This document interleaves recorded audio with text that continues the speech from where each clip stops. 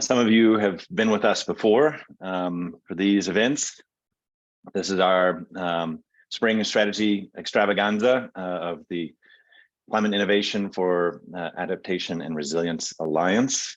We're really excited.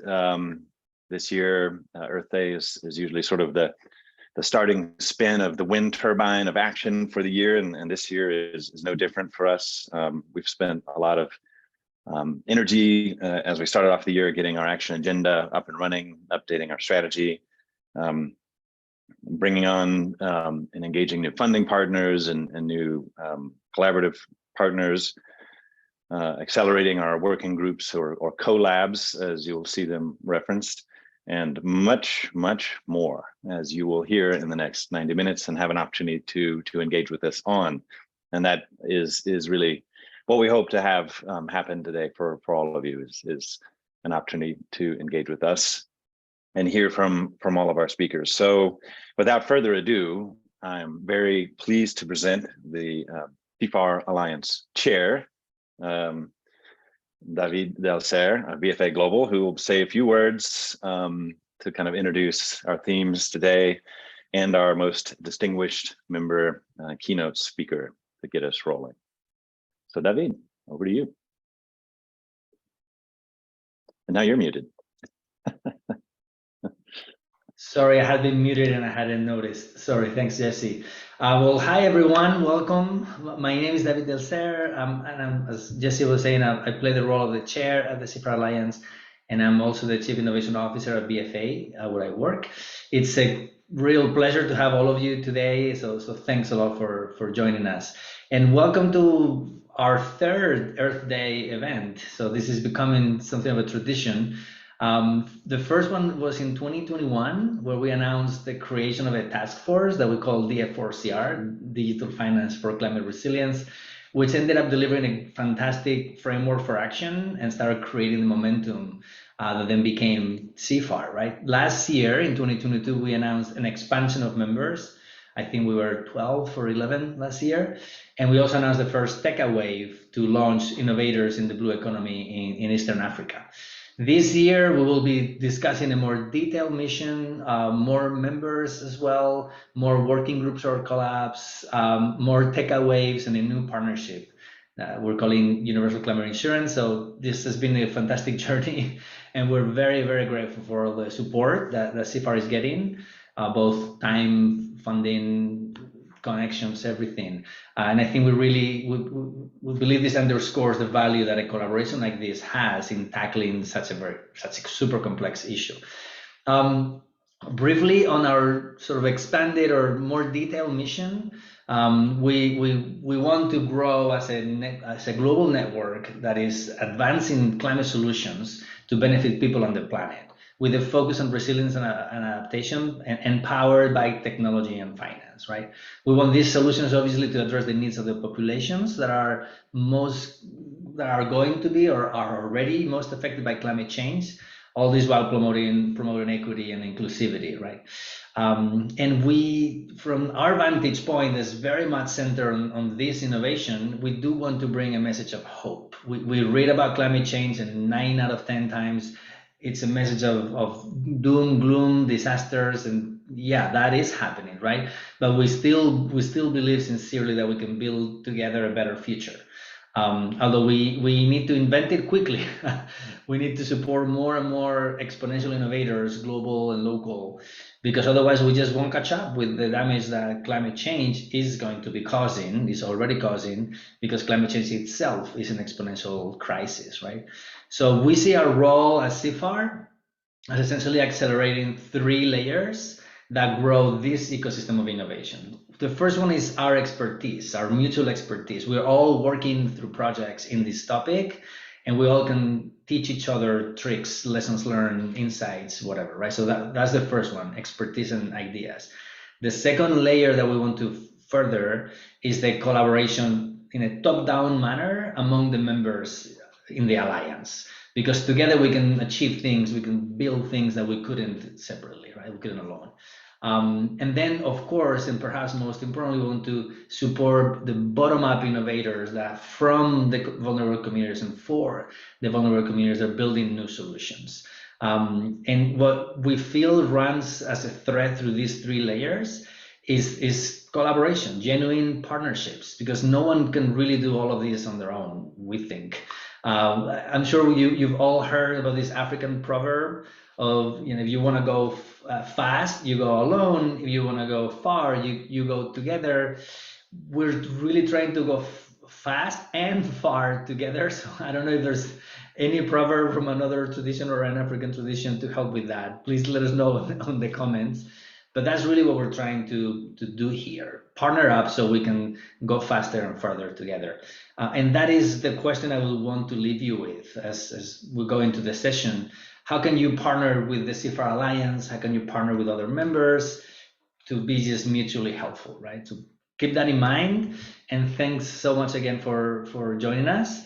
And now I'm going to pass the microphone, Jesse, right to Ali, our colleague Ali Schmidt-Fellner from MasterCard Center for Inclusive Growth. Welcome, Ali. Thanks, David. So happy to be here. Great to see a lot of friendly faces and familiar faces, and also really excited to have new faces on the call. So we're excited you're joining us for the roundtable discussion today. As just to build on David's points, the world's greatest challenges are increasingly intertwined. As climate change advances, it is affecting economically vulnerable populations first and hardest, and that's spanning rural, coastal, and urban communities around the world. These communities are navigating intensifying natural disasters like floods and hurricanes, longer droughts affecting crops for farmers, changing fishing populations for farming communities. There's intensifying heat, just to name a few of these incredibly large climate issues. As we transition together to a low carbon regenerative economy, we must also ensure that we're helping people adapt to the impacts of these crises in the short, medium, and long term, and create equitable opportunity for everyone along the way. The only way to address this complex set of challenges is through collective action. So we need innovative approaches and ideas across the economic development community, nature and climate community, and digital innovation community. And also importantly, as David mentioned, including voices from the communities directly affected. So we need these ecosystems to come together to create and scale solutions through partnerships and collaboration. At the MasterCard Center for Inclusive Growth, where I work, the philanthropic hub of MasterCard, we have been so excited to support and partner with the CIFAR Alliance because we believe that they really have been leading the charge at this intersection, and it's so needed. The CIFAR Alliance is a global network that seeks to advance resilient and tech-enabled climate finance solutions that benefit people and the planet. The Alliance is committed to creating impactful solutions that address the needs of those most affected by climate change, focusing on promoting equity and inclusivity. Working at this intersection of climate and finance, combined with innovation, has the power to change the way we deal with climate change and create a better, more equitable future. So we hope everyone participating today will walk away with a new idea, a new action, a new connection that you can bring back to your work. And we also hope that you will join us through the CIFAR Alliance to advance the work together. I think David made a great point. We are very hopeful about the future and look forward to you joining us along the way. So thanks for joining, and I think I pass it next to Jesse. Yeah, wonderful, wonderful. Thank you, Ali, and thanks, David, for kicking us off so well and with such energy and ambition. Just wanted to touch very briefly. Some of you may have seen the annual report for the CIFAR Alliance and our members' work last year. That is available online. I think we'll have a link in the chat in just a minute. We won't take a lot of time with this because I want to get to our next session with the founders and funders stand up lightning round. But please do take a look at that. I guess some quick highlights there. Last year was really a transformational, I would say, year for the Alliance. We became the CIFAR Alliance last year, moving from our foundations as the Digital Finance for Climate Resilience Initiative. Say that 10 times real fast and I'll give you $10. without turning it into another language, which is part of the reason we rebranded last year. The members felt that was an important part of our journey, and one milestone we accomplished. We also added 7 new members. As David had mentioned, we launched the Tech Venture Launcher as a collaborative emerging from the CIFAR Alliance with a number of members and funders working together. We raised over 1.3 million in funding for the Alliance activities and projects and events. We launched 7 new working group collabs, produced over 9 major knowledge projects, had 41 partner organizations working with us, and of course, we're co-sponsors of the Resilience Hub at COP27 with generous support from PayPal and others. So just a few highlights from that journey last year, which we really feel has laid the foundation for an exciting move into even deeper action, implementation, innovation, and partnership growth this year, as David and Ali had highlighted. So without further ado, please do take a look at that. But I would like to shift over to our quick stand-up, introduce our founder and funder circle of discussants. We'll do some quick lightning questions, kind of framing questions. These distinguished partner representatives have been deeply involved in the strategy work for this year and the years to come. So I'll ask them to kind of share some thoughts on what excites them in different areas. And then hopefully we'll have a couple of minutes to answer any questions that come up in chat. So we'll start off with our good friend Jackson Love, the global lead of environmental sustainability at PayPal, a true founding and funding partner from the very, very, very beginning of this work. And Jackson, just wanted to maybe ask you to kick us off with some thoughts on, in your view, what differentiates the CIFAR Alliance from other aligned industry efforts? Where do you see new areas and opportunities for partnership and collaboration emerging in our agenda this year? Amazing. Thank you, Jesse. And thank you, everyone. Really fantastic to be here. I'll try to keep my comments brief since I know we've got a lot of action to come and really want to focus on the inclusion of all the voices that are in this room, which is clearly embedded in the values of this organization. So, we've sort of been reflecting on this along the way, but on the PayPal side, as we were exploring the information, the evidence base, and the stakeholders in the ecosystem who were interested in this intersection of digital finance and climate resilience. Going back 3 years ago now, David mentioned, this is our 3rd Earth Day event.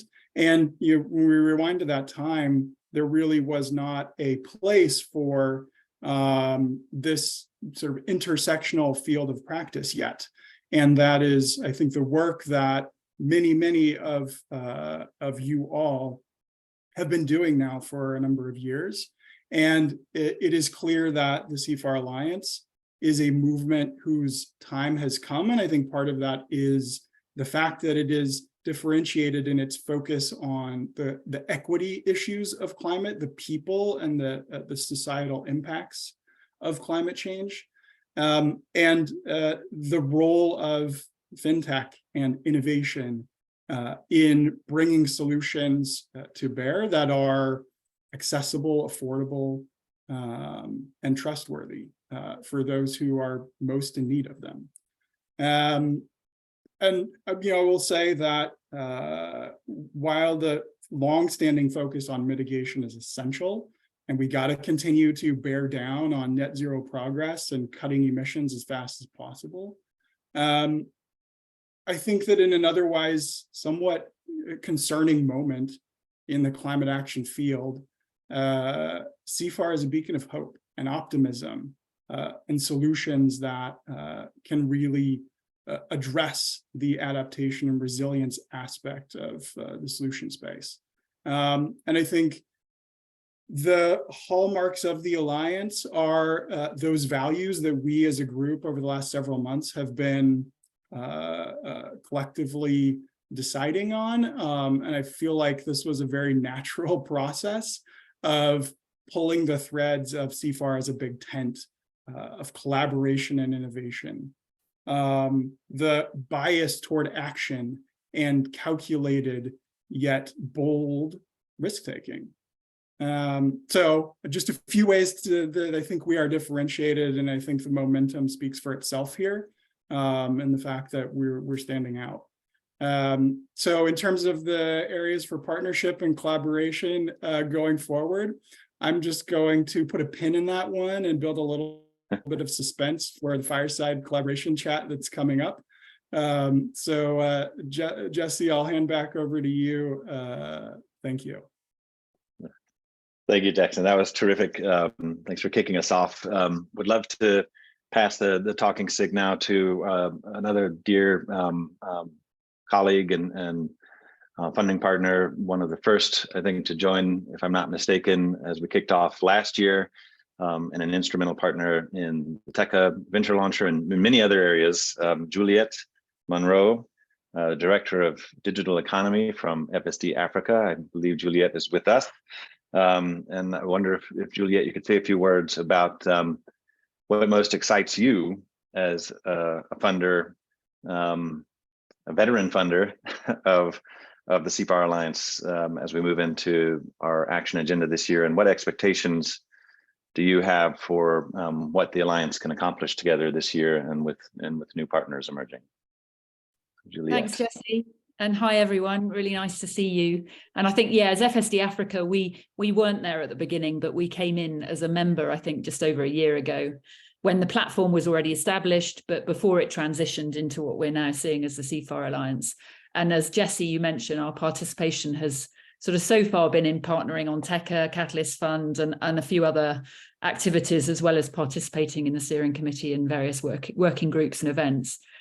So the question of what excites me, I think 4 things come to mind, and they resonate with what I think Jackson, David, and Ali have already said. But really that the Alliance provides a platform to an expanding network of global organizations that have this common goal and really sort of working in this new practice of catalyzing and scaling innovation for action, as you mentioned, Jackson, particularly for resilience and adaptation. So that network effect, I think, is something that really excites me. Secondly, the perspectives, the fact that while we have this common goal as organizations, we bring different perspectives to the table, be they entrepreneurial, technical, investment focused, research, impact focused, and so on. And I think it's really critical that we have those different perspectives as an ingredient into building an ecosystem that's going to be truly supportive of what we're trying to do as our key goal. I think thirdly, that as a set of organizations combined under the umbrella of the Alliance, that we have incentives, resourcing, and influence to make a real difference, in our practice, if we play our cards right. So we've got a lot of power, I think, as an Alliance to do stuff and to do significant stuff. And I think fourthly, that we're open to change. It's already morphed into the collection of genetically robust cells that existed at the beginning when we weren't involved, and into the organism that it is today. And I think today it continues to evolve, evidenced by this discussion. And I think we, as an Alliance, need to remain agile and adopt an adaptive management approach. I mean, David, you talked about invent quickly. We can't hang around and be clunky about this. We need to be responsible and impactful in a quick way. So I think that's what excites me. I think in terms of expectations, just settling fully into our niche of nurturing the right environment for early stage tech-based innovation. I would add nature to climate in our lexicon, because I think that the whole issue of biodiversity is important, if not a wider sphere of challenges together with climate. So just settling into that niche, and allowing those solutions to emerge and flourish by providing that right environment, I think would be great for us to continue to do over the course of the year. And ignition of more and more partnerships. Jesse, you referred to this, scaling up our ambition to proactively collaborate on specific activities and investment, so that by the end of the year, we've got some really significant tangible deliverables to show that combine sort of enterprises formed and scaled, talent applied in the right way, capital crowded in, value added to people in the communities and the businesses that, as you said, David, are kind of really needing to cope with and adapt to climate change. And then obviously, thirdly, and my final point is just that we, in doing those collaborations, that we distill what we learn in the process and we package that in a way that's going to be actually useful, and maximizing the key events that we've got an opportunity to engage in, which this year include the Africa Climate Summit, New York Climate Weekend, and COP28. Thanks, Jesse. Thank you so much, Juliet, and I'm really grateful for your continued partnership and leadership as we move to ignition. And I think on that theme of ignition, pass the stick to David for a few last comments on what that looks like in terms of how we're building momentum to action and impact this year. What initiatives are you excited about in that ignition trajectory? And then we'll ignite right along to the fire chat session. Thanks, Jesse. I like Juliet's biology metaphors more than your mechanical ignition and explosion. All right. But just this is a small remark. But yeah, thinking of what's new, what are we doing this year? I think Juliet and Jackson already reflecting on some of them. But there's 3 initiatives I'd like to highlight where we're going to be seeing great stuff. We're hoping. The first one I mentioned before briefly, universal climate insurance. I'm not going to steal the thunder from the speakers who will be later talking about it. Nick from BFA and Kelvin from FSD Africa, they're co-leading this initiative. But very briefly, this is a brand new partnership across, I don't even know how many, this is like maybe 15 organizations already, focused on building a voluntary mechanism, but for loss and damage, not for carbon offsetting. So the same way that you can offset your flight by, funding the growth of a few trees, and that offsets your immediate emissions. What about all your historic emissions that might have produced up until this point? They're causing damage because they stay in the air, in the atmosphere for over 2 centuries. So could we develop a mechanism for carbon, let's call it carbon high lifestyles, to at least compensate those that are getting damaged, right? While of course reducing those emissions. That's what we want to do with the UCI. The technology is already here. Moving money from place to place is already something that happens all the time. But what I think we need to unlock climate empathy at a global scale, right? And that's what we're just getting started on. So essentially, committed consumers that lead a high carbon lifestyle in the rich world could transfer funds to vulnerable communities affected by climate disasters, right? So we're just getting started with funding from the MedLife Foundation and participation from a broad number. And if this sounds interesting, please just get in touch with us. We're definitely looking for more partners. This is a very ambitious collaboration. Another initiative that we're launching, in this case with funding from MasterCard, so thanks Ali, is the Climate Smart Innovation Hub, which is being called by Ali and Tyler. And essentially what we're doing in a nutshell is activating local innovation ecosystems through climathons. So I see Neil from Climate Cake. This is a term we're borrowing from them.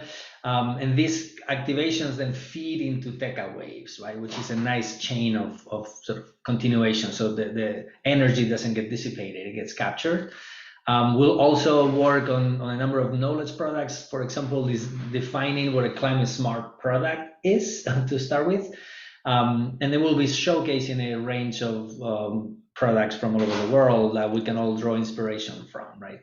Through some sort of gallery. So I believe we're still looking for a final 1 or 2 members for that working group.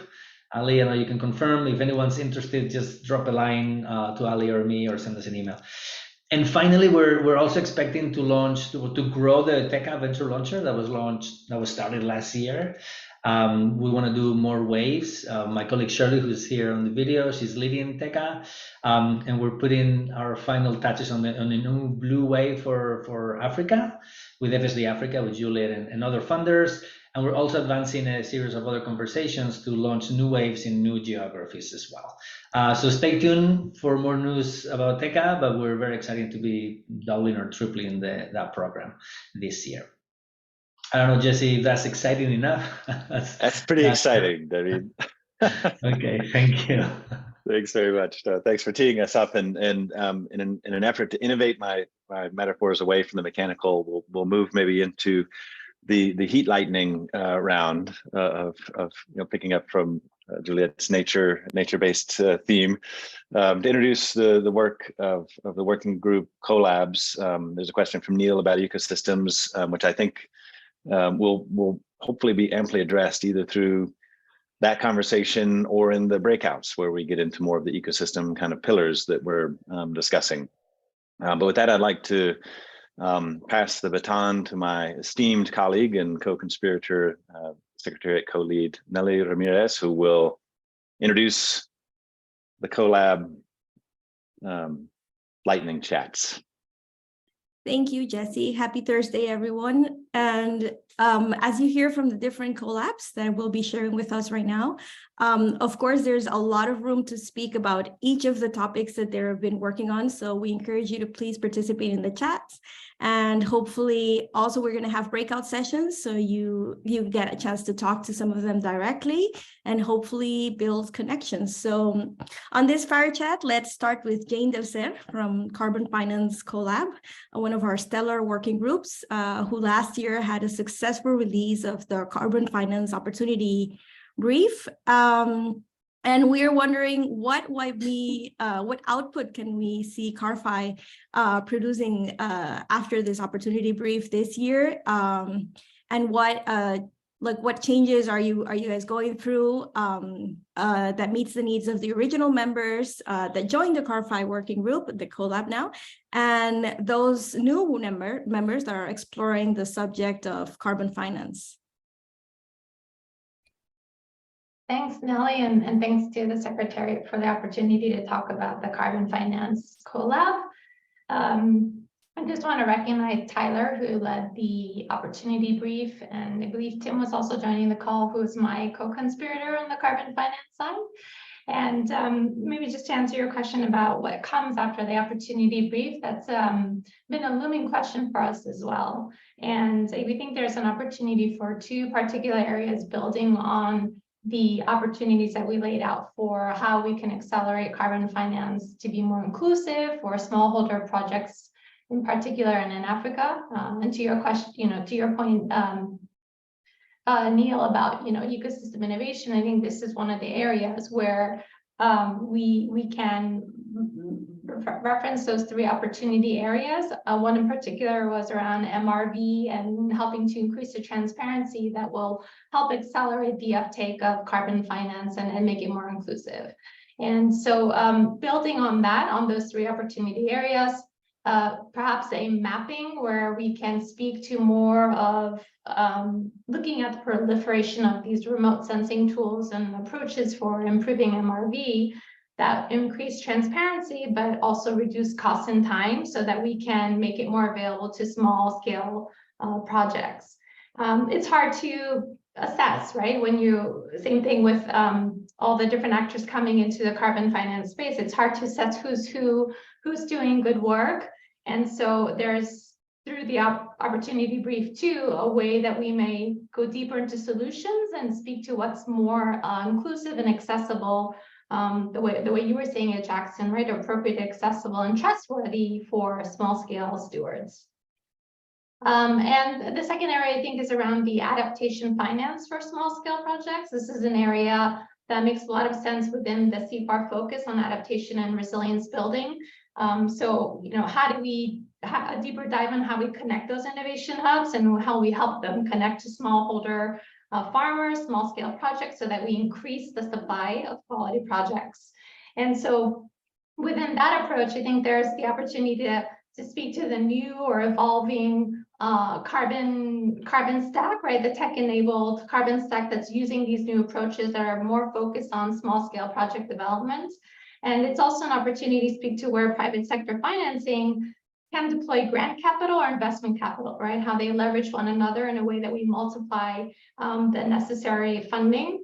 And one area that we've been exploring is how we can also deploy pilot money in this space. So engaging the partners and the ones that are in the working group that are much more ready to move to do something, take action. Well, how we can deploy pilot money to test some of these hypotheses. One in particular through the working group has been exploring how we can accelerate the supply of carbon, right? Not just accelerate the actors, but what does that mean to increase the supply in the system? And to your final point about our working group and where we're headed, it's been an exciting year, right? Juliet, you were saying that these different perspectives are really valuable and can help us address the needs of the ecosystem. And we have a very diverse membership, and at the same time, we see a divergence of needs.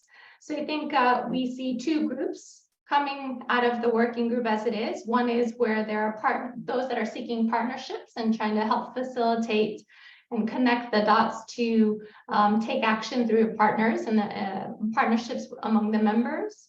And the second is more of an information, those who are seeking information or are seeking to learn, how we can create the space and curate the knowledge around carbon finance and make that more available in an open setting. So I think we'll start seeing that segmentation within the collab to better serve the needs of the diverse membership. Thank you, Jane. Truly interesting what's coming next for the Carbon Finance Collab. Up next, we have Timothy Rand from Mercy Corps Ventures, who has been a thought partner and a great CIFAR Alliance member almost from the beginning as well. Tim, thank you for joining us and sharing about the Climate Venture Investment Collab. And you guys as well as investors in the space, it'd be amazing if you could share what trends and opportunities and challenges are you looking at in the climate venture investment space, and what do you see in that space? Yeah, absolutely. Thanks, Nelly, and thanks to be here today. So many familiar faces and co-conspirators and friends and partners. So thank you for convening this again. So yeah, within the climate investing space broadly, I say broadly because it is a very broad space, and I think everybody's still trying to figure out exactly the taxonomy of what's included, what might not be. And thanks to a lot of BFA's work in this working group, we're moving towards that. But generally speaking, the pullback in the venture capital markets has not affected different markets we work in uniformly. Africa just recorded its downtrend in this quarter in terms of capital being deployed there, but it's still as high as it's been in 2020. So generally speaking, capital is still flowing. Latin America's had a huge pullback, and Asia continues to kind of push ahead as normal. Climate tech has been immune to this, which has been really interesting. It's kind of the belle of the ball at the moment. But within climate tech, what we're seeing is that there's certain areas that are perpetually underfunded, such as anything touching agriculture, given the long return periods or long holding periods and low IRRs and so forth. And so it's one of these areas where, at least us as a fund and then within a working group member, how are we directing capital at the earliest stages of innovation for these founders, building in areas that I think the wider capital markets just don't quite understand the opportunity for. We choose to have an optimistic view of what our founder is going to be building, for 2030, when there's a very different environment, very different types of agriculture needs to be done, very different types of supply chains that have to have different types of resiliency. We think those are going to be the most valuable startups, the most impactful startups, but the capital markets aren't there yet. It's kind of like fintech in Africa in 2013, 2014. And so bridging that gap is really key. That's what our working group is trying to do. I think that is fun right at the moment. There's a few areas we're particularly excited about. The first are companies that are really looking at all the data in these markets that's typically very fragmented, very siloed. and how do you kind of coalesce that so that others can build on top of it and make make all sorts of really useful products and services on top of it. So this touches the carbon markets, touches regenerative ag, touches climate smart ag, a whole range of areas that are really core to climate adaptation. I think the second area we're really excited about is distributed energy. What are the different ways energy can be delivered that kind of breaks the current paradigm? Are we going to build LPG pipes across Africa to power cooking fuel in homes? Are we going to have grids that or different types of supply chains for gasoline and other types of grids that power the EVs? I think that's all being built, and there's a tremendous number of opportunities there. And again, a way to reimagine how these supply chains work to kind of control for what exists in countries, as well as macroeconomic or macro and socio-political economic instability. I think the third area is, again, one that we are particularly attuned to, but still wanting to crowd in more investors, and really anything related to the future of supply chains, and particularly agriculture, is just perpetually still underinvested. We're still not seeing investors kind of willing to accept the risk, the IRR expectations. We're not quite yet seeing that wave of founders. We're waiting for TECA, I think, soon. That are really building these future of agricultural supply chains, especially local for food security purposes. So that's one we're very excited about. It has a huge adaptation layer to it, but one we think there'll be a lot of really interesting companies and founders stepping up to over the coming months and years. Thank you, Tim. That's inspiring. And if you want to hear more about this, please join the breakout room that's going to be led by Mylis Carraro in Catalytic Capital in just a few minutes. So next runner-up is Benjamin Masota from the co-lead of the Climate Metrics Collab for Adaptation and Resilience, CARMET. Thank you, Ben, for being here. This is a very complex topic that you guys are dealing with, and so an easy question for you.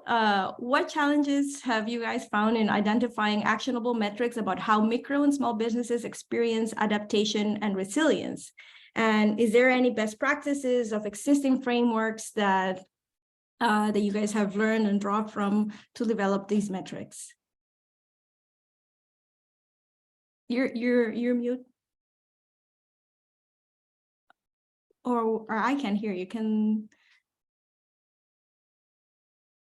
Now we have sound, right? There we go. Clearly my first Zoom call of the day in Boston. Sorry about that. Thanks for having us here. I wanted to recognize also joining us on the call today are Marco Del Rio and Rashmi Jawahar from UNIDO, who are co-collaborators, co-leads of our working group. And the two of them actually really deserve the lion's share of the credit for what we produced last year, which is a draft review of all the frameworks that are out there. And you asked for some simple takeaways. I think the state of play in metrics is not that.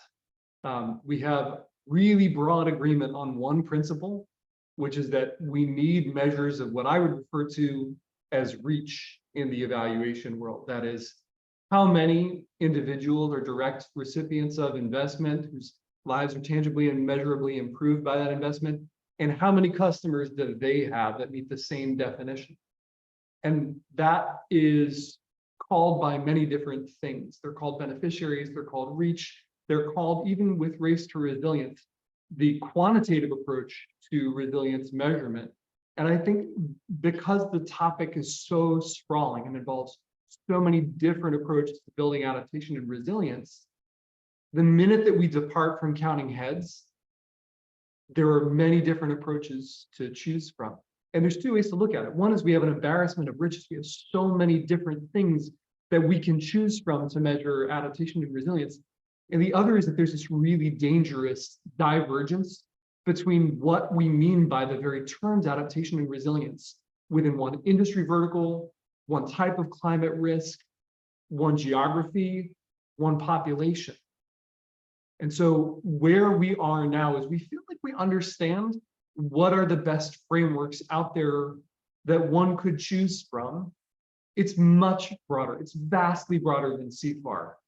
And so this year, the theme of our work, as you've probably heard me say before, if you've been on these calls, is to scope in a little bit and to think about this intersection of tech, finance, and populations that are in some way vulnerable to climate change, specifying what we mean by those, and then looking for sets of metrics that obey 3 simple principles. Only 3, shouldn't be that hard. But actually in practice, it's very difficult to do this. We're looking for things that are actionable, that are solving a real problem for investors. And by actionable, I don't just mean that they're credible or that they are valid metrics of improved adaptation and resilience. I actually mean that they're solving a gap in the market for investment, which means investors find them relevant.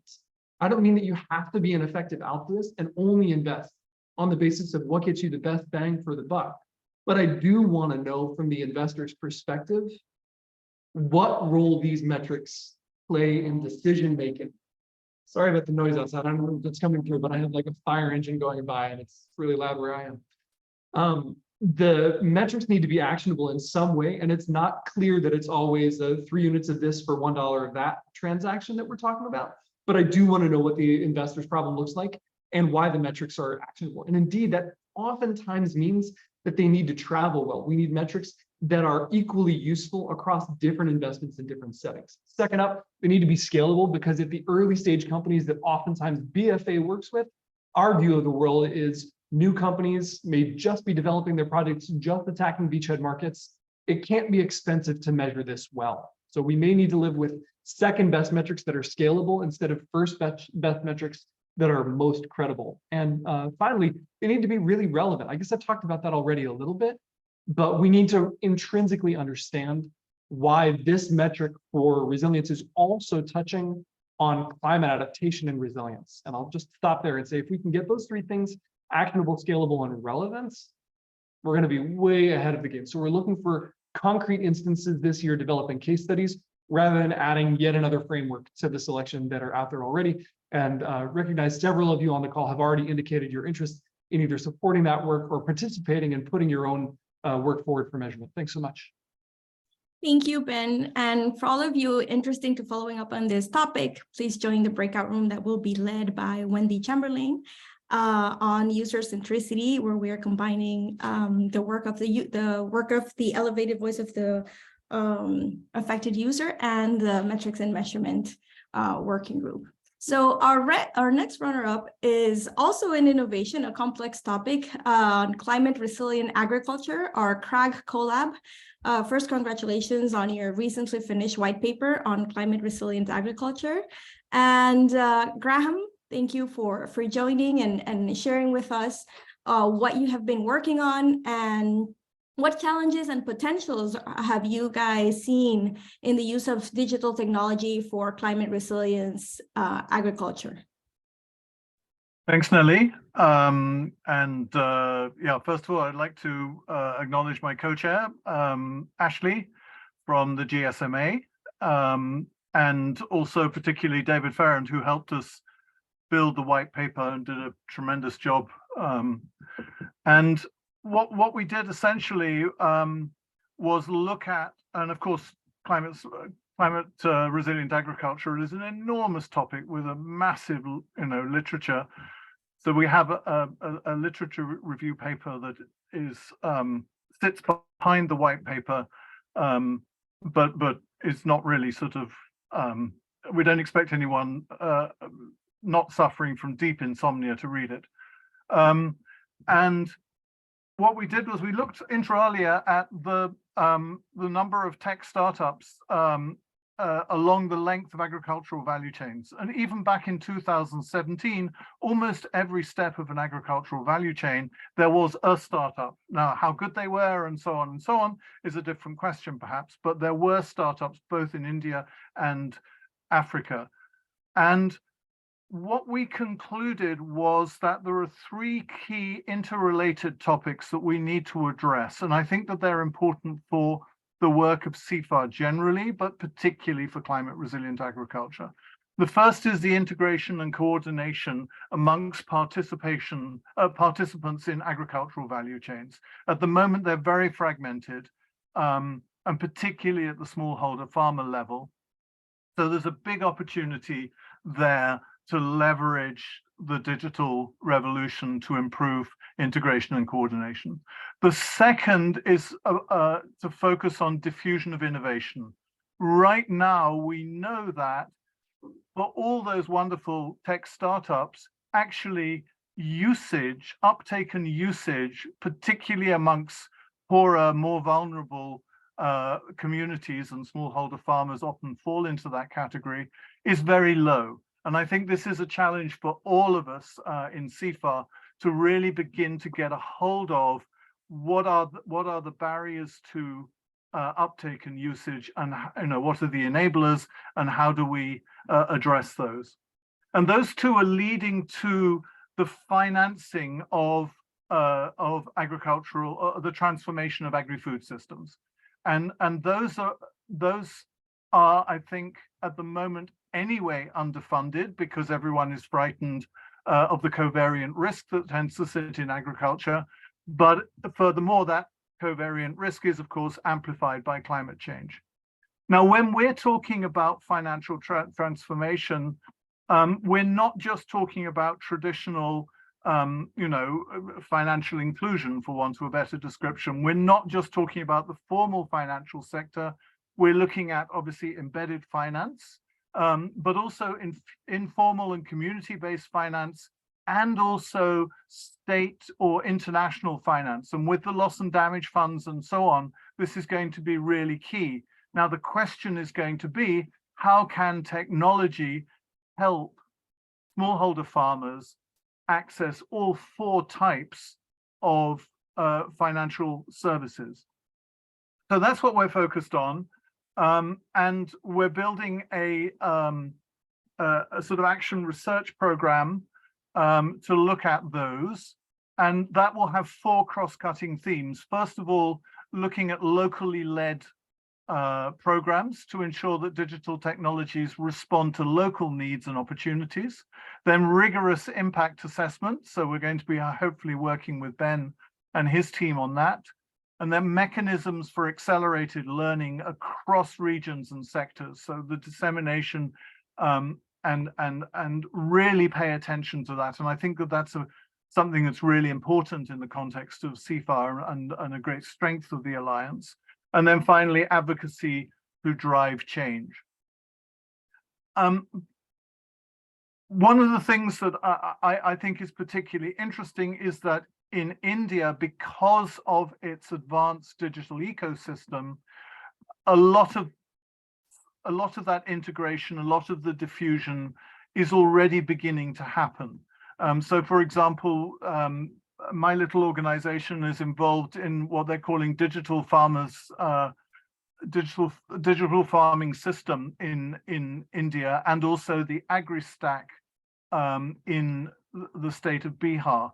And this is looking at pulling together, a full stack, looking at who owns land, what the quality of the soil, the soil health is, what crops they're growing, inputs, et cetera, with view to having a holistic view of that farm, and then providing very, very targeted inputs and assistance with smart agriculture. So I think there's going to be opportunities to learn from Asia into Africa, and indeed vice versa. And it's something that I think that, again, the CIFAR Alliance is particularly well positioned to facilitate.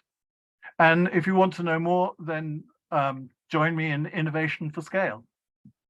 Thank you, Graham. Yes, join Graham on the breakout session for Innovation for Scale. And up next is Tyler Ferdinand, who will speak about recently launched Climate Smart Product Innovation Hub, who he co-leads along with Ali from the Center for Inclusive Growth. And this is a bit different from the other collabs that are focused on innovation through product management and design. And how do you plan to make this tangible to the external audience and set yourself up to move into a year of action, Tyler? This is the action year for CIFAR. Exactly. Thanks, Nelly. And I think that I'm not going to say stole, but I think that David added to my thunder a little bit, because he talked about some of the exciting outputs that we are going to have this year. But actually, I'm in South Africa at the moment. We're about to do our first or inaugural Climathon, which is going to be next weekend, which David was referencing. And that's been a really interesting and exciting experience for me, as I think also for Ali, and I'll shout out to Julian and Carolina as well, who are part of the working group, because I've had a chance to talk to almost about 40 young entrepreneurs in this local innovation ecosystem. Brilliant entrepreneurs that are mostly either focused on financial services or climate.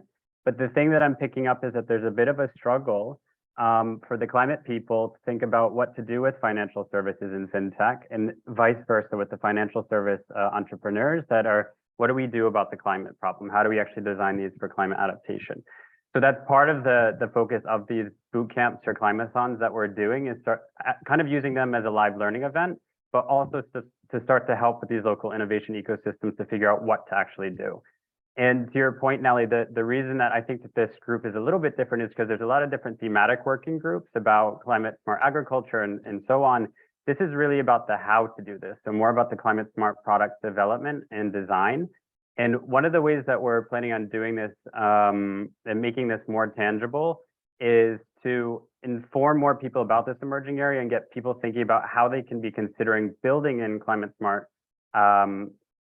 components to their product development through a gallery of products. And when I say gallery of products, this is essentially an online microsite that's going to have different types of products that are going to be categorized, and kind of providing a deeper dive of what those look like, what they do well, the sustainable business models, the data, the tech, et cetera, just so that feels a little bit more tangible. And the plan right now is to showcase that hopefully in an accessible, high-level way at COP28, and to start to spur deeper conversations and peak investor interest in this space. So I encourage anyone that's familiar with any types of products that you would like to see in the gallery, please reach out to Ali or I. But in addition to that, we're also doing some teardowns, so a deeper dive into the tech component. So any of the techie people in the room, I would keep an eye out for that. And then also developing a toolkit. So the actual nitty gritty of how you go from the beginning to actually implementing the product and having users and getting traction in the field. David and I were brainstorming a little bit today about how to maybe leverage some AI or a chatbot into that toolkit program. But yeah, so in summary, this year is kind of a year of evidence and tools, as I think like the baby sister group of the working group, since we're one of the newest. But hopefully moving into a year in action once we actually have established what is a climate smart product and how do we actually do climate smart product development. Thank you, Tyler. Just a reminder, we are in the spirit of lightning. I sense a lot of energy towards the breakouts and getting into some of these deeper conversations. So got a couple more to go. So if we get lightning through them, yeah, we're on schedule. Thanks. Almost there, Mr. Fripp. We'll speed it up. So next is very interesting topic that will be led by Wendy Chamberlain, who will also lead a breakout room on elevating the voice of the effective people. You guys have very interesting outcomes coming soon. Could you briefly share some of the biggest challenges facing those most impacted by climate change and how financial services can play a role in building their climate resilience, as you guys have discussed in your collab? Cool, thanks so much. And Jesse, I'll talk at 1.25 speed, which is how I listen to my audiobooks too.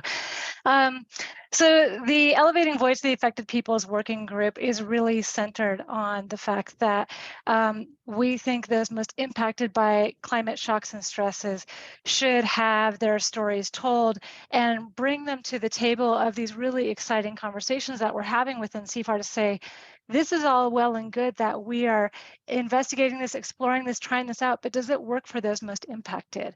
And what needs to be solved for in order for that to be true?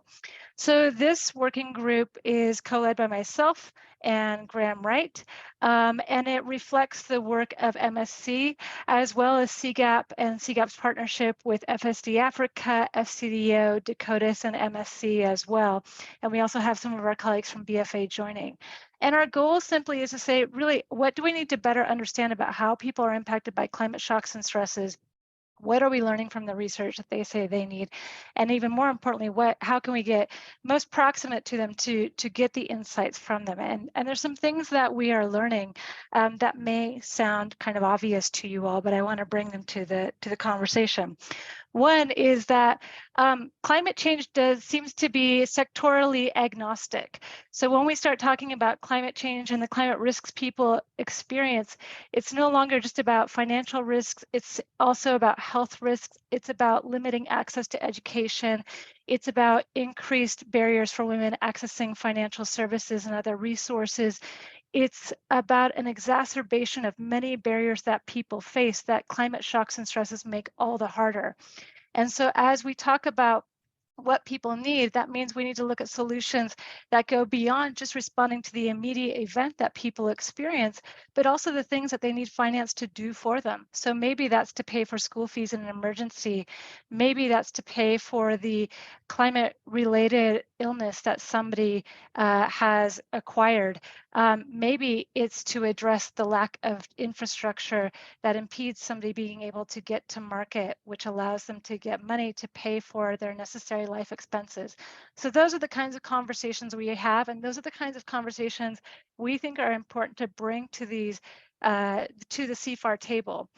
We also are bringing to the table a slight reminder that the financial inclusion barriers that existed before we were all talking about climate change still exist, especially for women, and we need to still address them. And they are so painful to address, yet this is all the more reason for us to tackle this, because doing so will enable these products and services to be more impactful for those most impacted.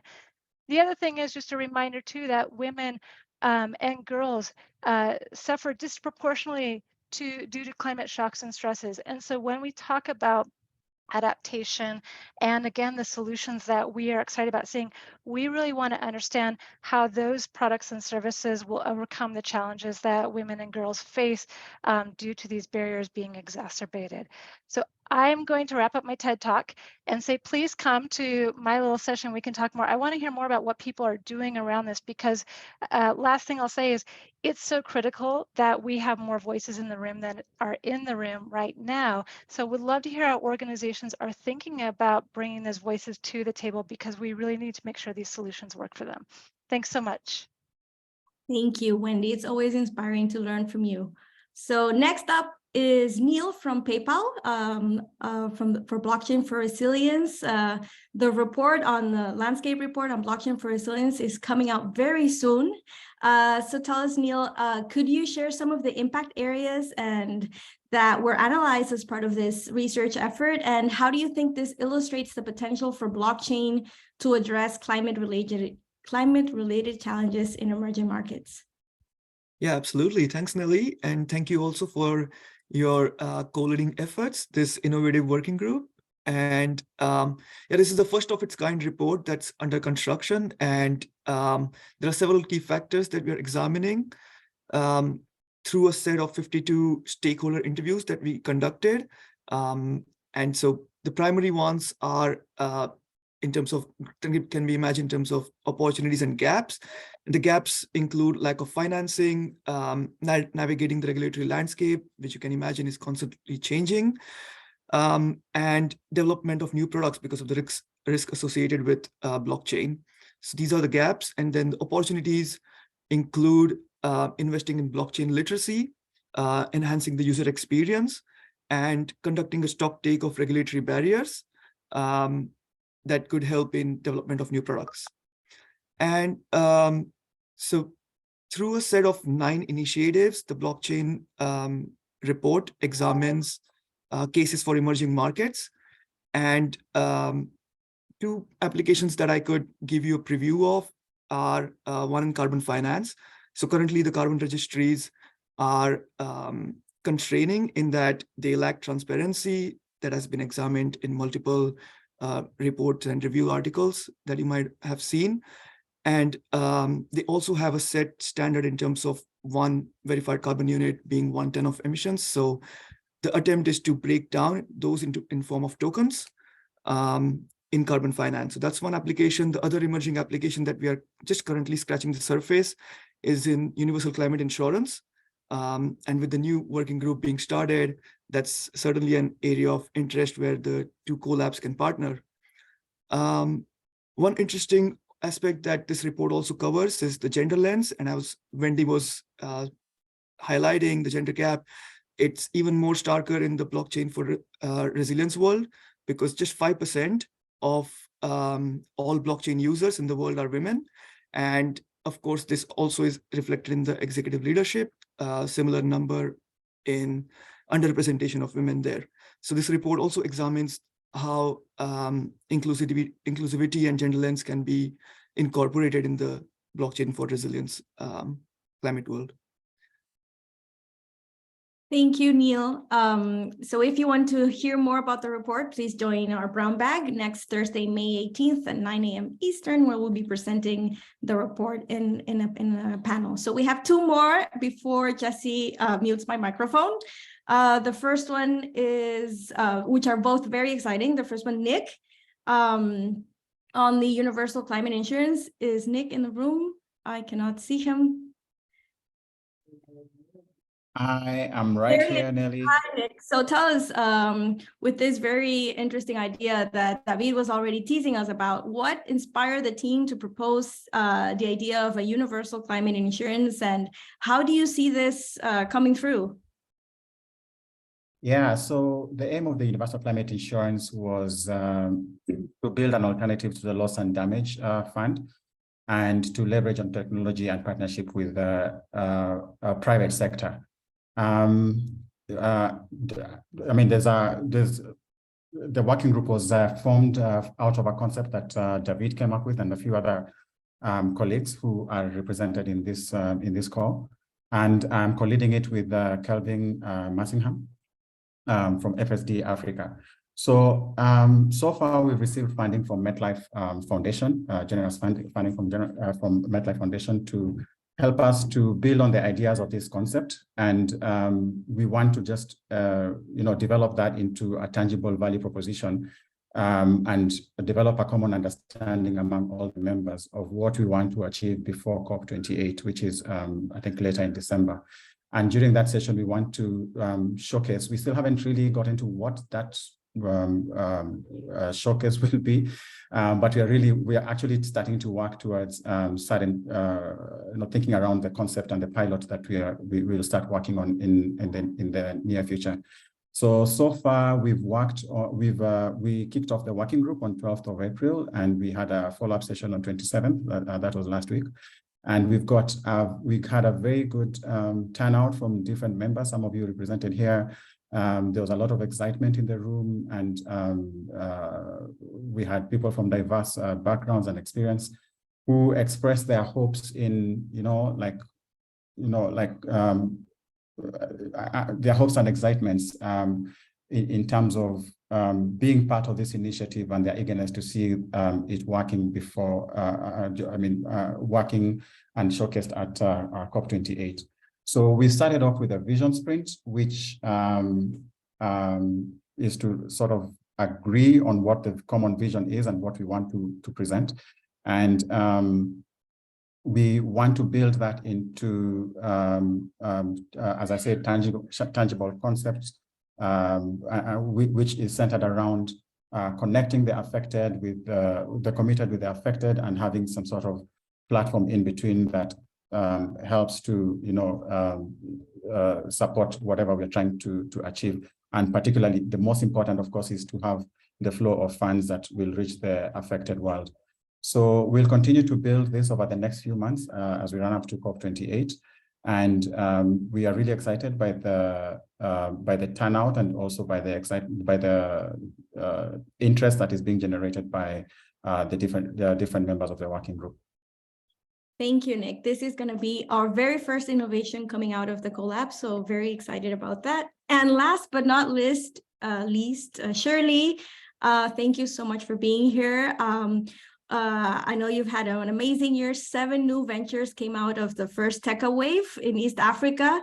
And can you share a little bit about how these 7 new launched companies contribute to the field, and what impact do you anticipate they will have, and what's coming next for TECA? Yeah, so great to be part of this session, learning what everyone else is doing. Great opportunity. Thanks so much. So in terms of the 7 companies, it's been a great year working with 30 innovators who represent the 7 companies that I'm going to talk about. In terms of impact that they will have, I was thinking of three key elements. And number one is that these companies are equipping communities with tools to bolster their livelihoods. So we're talking about those communities that are most vulnerable to the effects of climate change. For instance, I'll give you an example of one of the companies, which is VUA, that is providing financial solutions to fishermen who for 6 months in the year have a very low income, little to no income because of low fishing or low catch seasons. At the same time, they're providing financing tools that enable these fishermen to get tools for sustainable fishing, which at the end of the day protects the coral reefs and protects the environments from which they depend on. Another one is Wezesha, which is making aquaculture sustainable, affordable, and accessible to fishing communities.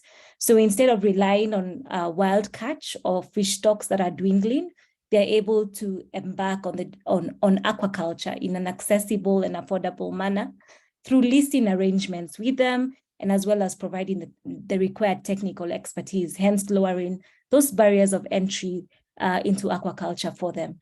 Those are just but 2 of examples around those tools for bolstering livelihoods. Another way I would say that they are impacting communities is enabling local communities to be stewards, environmental stewards, which is a key factor in conservation or effective conservation. We have the likes of Registry and Conservate, and these 2 are building an MRV platform, which is more of monitoring, reporting, and verification platforms that ultimately will link community-based conservation with carbon markets and other resource pools to power their initiatives around sustainable conservation. This is just but an example. So that combined with this first wave, we were focusing on the blue economy. And I thought I should just highlight that this is one of the most neglected or overlooked industries. We had to do a lot of education around what the blue economy is, yet it supports about 70 million jobs across Africa and is a key strategy for the African Union. So those are just some of the impact that we expect will flow out of the companies that we have recently launched. And I wanted to invite CIFAR members, should you want these companies to join us for our Tech Demo Day. The companies will be rather putting forward what they've been working on in the last 3 months. We were focusing on working on a problem solution fit, and they'll be seeking support to get a product market fit. So additional support from CIFAR members. And some of them or rather you'll see that some of them already have paying customers, which is testament to the needs that they're serving. So please welcome, it's on the 17th of May. Please, should you have not received an invite, please join us or reach out and I'll send you an invite for that particular event. Thanks. Thank you, Shirley. So that's a wrap, Mr. Fripp, and over to you. Thank you all for sharing. We could continue discussing this for hours, but hopefully this was an inspiring teaser for you guys to continue the conversation and reach out to us and come to our events and to join the breakout sessions coming next. And we're going to discuss, yes, hours. We're going to start with discussions in minutes. Just wanted to give a shout out to all of a quick visual shout out to all the wonderful partners. Many were mentioned here, but you know, it takes a village. I think going back to going fast and far together, and the collabs have been really extraordinary, as you've heard, an extraordinary part of the CIFAR Alliance journey. But moving along in that journey, we wanted to take 10 minutes to make space for you to sort of self-select into the kind of the pillar areas where the collabs kind of aggregate themselves and hear from some of our terrific leaders, some of whom you've heard from already. Maëlys, you haven't heard from yet, but you need to. Maëlys will be leading the Catalytic Capital breakout. Wendy will be leading the user centricity breakout, and Graham will be leading the Innovation for Scale breakout. We get 10 minutes. roughly.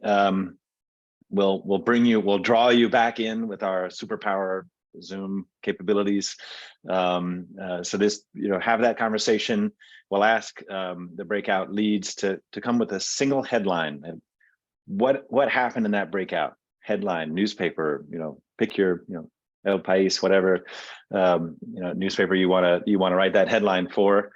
And then we'll move on because we have a very distinguished guest speaker partner who will be closing us out this morning with a call to action. So I would invite you all to prepare yourselves to choose your breakouts, and then I think Carmen, if you could direct us to the breakouts, you may be able to self-select into that. I'll stop sharing. Jesse, one question. Yes. Since we have 15 minutes, do you want us to come back? We're going to come back a little faster. Yeah, because we had a very rich conversation with the collabs, but we do want to make sure we try to land on time if we can, if that's possible. I can pick on people too. Other than we Thanks, need because continue this conversation, hopefully in the working group and everyone can join. But I think when it comes to catalytic capital, and I'll speak very frankly here, like there's always the same themes and questions come up.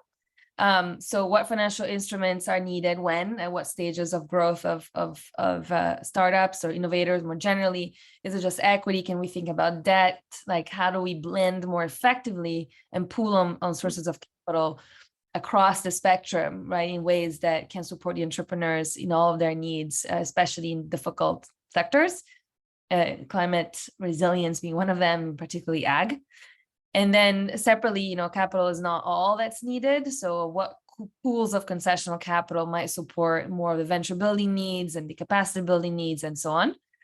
Thirdly, how do we go towards a better quantification of impact that actually attracts investors, not detracts, when it comes to the whole ESG sphere, and also it is appropriate for entrepreneurs and actually feasible, like to measure and implement at different points and different points in their journeys. So, and to me, there's a lot of capital moving, catalytic and concessional capital right now, but somehow it's still not ending in the hands of the entrepreneurs that need it most, and they're still excluded from it. So what is the key question is, what is still on the way? What is actually blocking? How do we as an alliance of finance for climate can play a role together as a united voice to unlock it and actually, direct it so that it flows where it's most needed? So yeah, that's a summary. Wonderful. Thank you. Thank you so much, Melis. Really appreciate that and look forward to the continued conversations and the collabs and working groups. Wendy, Graham, headlines? Yeah, we need to do more to get proximate to the people who are most impacted and to hear from them about how they are being impacted. And then we need to take on, no one said the word hairy, but the hairy challenges. How do we make, for example, instant payments frictionless for those most impacted? How do we look at community-based solutions? How do we tackle these significant barriers? That's all. It's a tall order. Wow. Yeah, that's a good banner headline there. Thanks so much, Wendy. Very nice. Graham, your headline?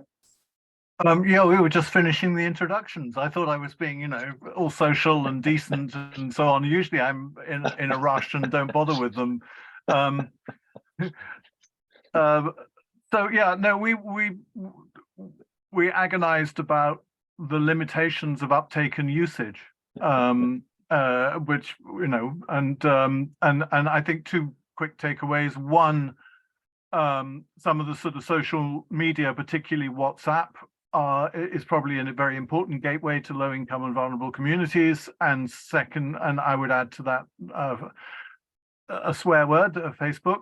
And then I think the other observation that occurred to me as we were discussing is that access to financial services, if they are meaningful and relevant to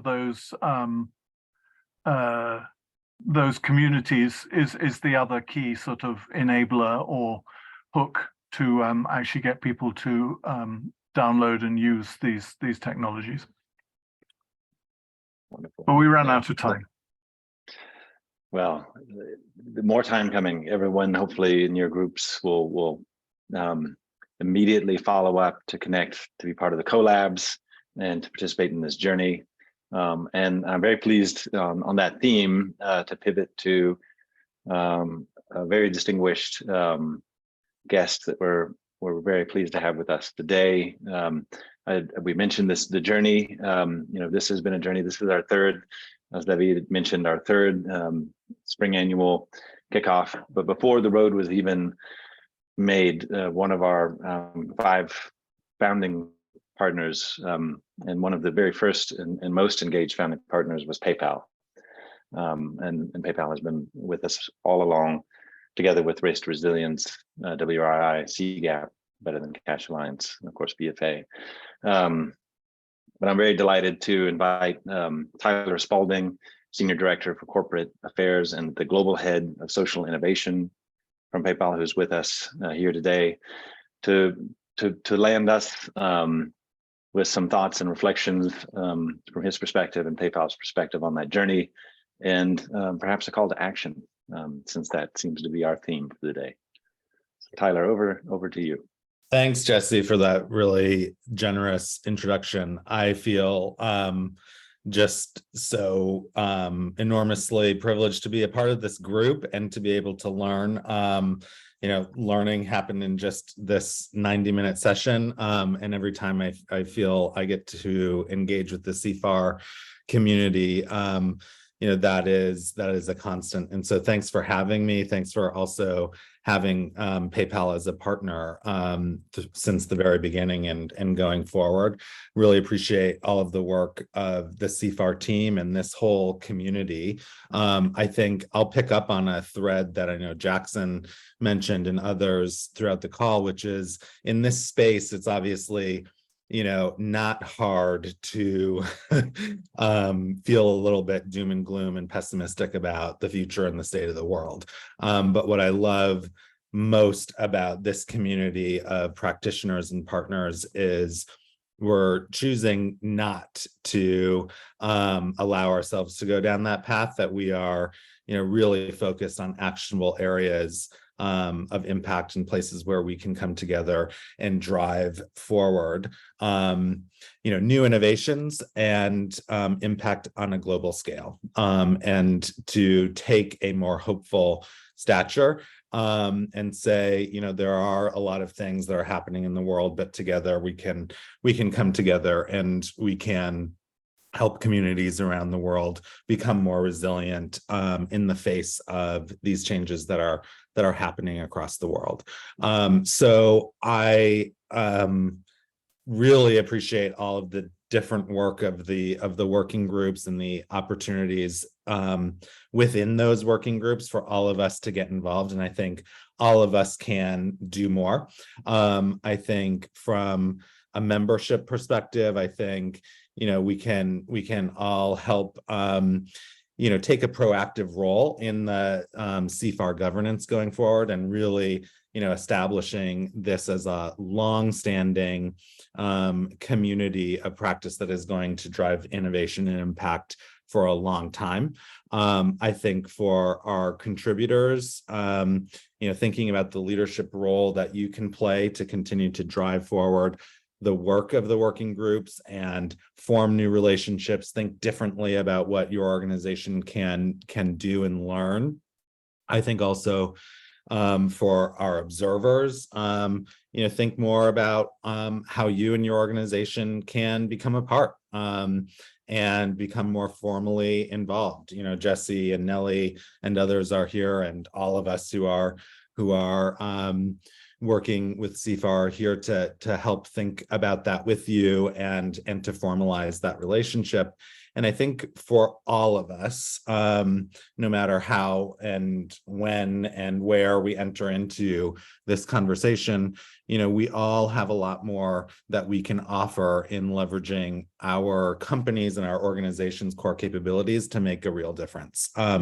Every little bit makes a difference, and every way that we are learning and contributing together can inspire others to get involved. And I think all of us around this virtual table, have networks and communities that we can also draw into this work. It is an inherently collaborative approach that we've built here.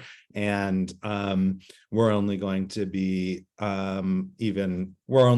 more successful by bringing in more partners and collaborators into this work. And so I would encourage everyone to do so. I'm excited about the roadmap for this year and beyond.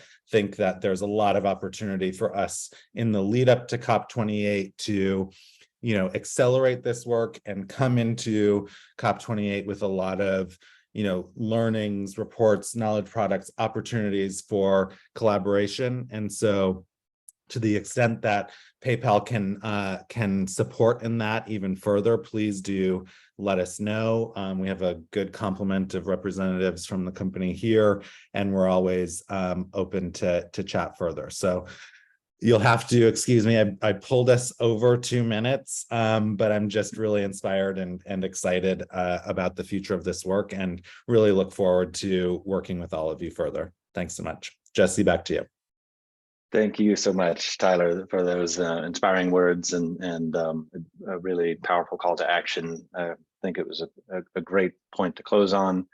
So really appreciate that. And as you point out, into the ecosystem motif, those who have read Susan Simard's Finding the Mother Tree, it's that connective tissue that makes ecosystem strong and healthy. And I think you called that out, very, very aptly, and that's what we're hoping that all of you can do. All of you who've joined, all of you who are already on this journey or have been for quite a long time.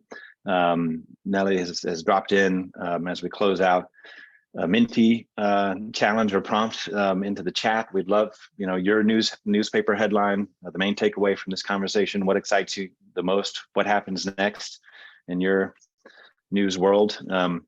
We'll share that along with the run of show deck, the recording, follow-up notes to all who registered. Would love for you to join us in this journey as Tyler prompted and challenged all to do. Follow us on LinkedIn, find us on the webpage, reach out to Nelly and I if you want to be connected with the collabs. Brown bags every month. Next one's coming up May 18th, 9 a.m. That's the Blockchain for Climate Resilience Landscape Report. I would be remiss not to call out some of the beautiful artwork you'll see in the deck. That is AI generated from language that emerged from this group, the member group and participants in the CIFAR Alliance. So really cool stuff. Shows us another unique angle of the AI revolution. And with that, I would just thank everyone for your time. Thank our guest speakers, thank our members, founders, funders, participating members, collab leaders, and not least all who joined us today for this wonderful conversation. Let it continue and let it move onward into action. Thanks again, everyone.